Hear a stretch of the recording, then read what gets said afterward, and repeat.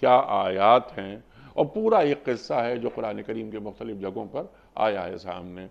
اختصار کے ساتھ اس کا جو خلاصہ ہے اس قصے کا وہ آپ عطا فرمائیے۔ نوح علیہ السلام کون تھے؟ ان کے اہل کے حوالے سے بات، بیوی، بیٹا، لیسا من اہلک کہا جا رہا ہے۔ ذرا یہ سوانحی خاکہ اور کیا واقعہ ہے یہ ارشاد۔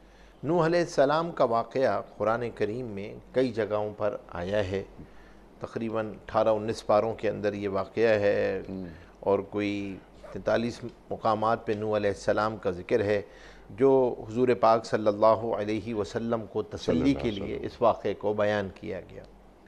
نوح علیہ السلام پہلے رسول ہیں، اور انبیاء کرام کے آدم علیہ السلام، ادریس علیہ السلام، شیس علیہ السلام، اور اس کے بعد نوح علیہ السلام، اور ان کو ادریس علیہ السلام کی اولاد میں شمار کیا جاتا ہے۔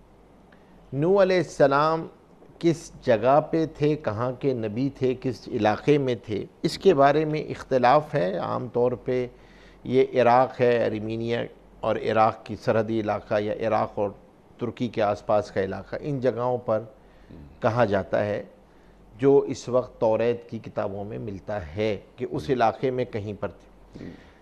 قرآن کریم نے اس واقعے کو، یقیناً قرآن کریم کوئی قصے کی کتاب تو ہے نہیں، قرآن کریم تو دعوت کی کتاب ہے، تو حضور پاک صلی اللہ علیہ وسلم کو پہلے داعی امت، جو پہلے داعی انسانیت تھے، ان کی تسلی دی جا رہی ہے کہ انہوں نے کس عزم کے ساتھ، کس جہد مسلسل کے ساتھ اللہ کے اس پیغام کو لوگوں تک پہنچایا ہے اور اللہ کا تعارف کرایا ہے۔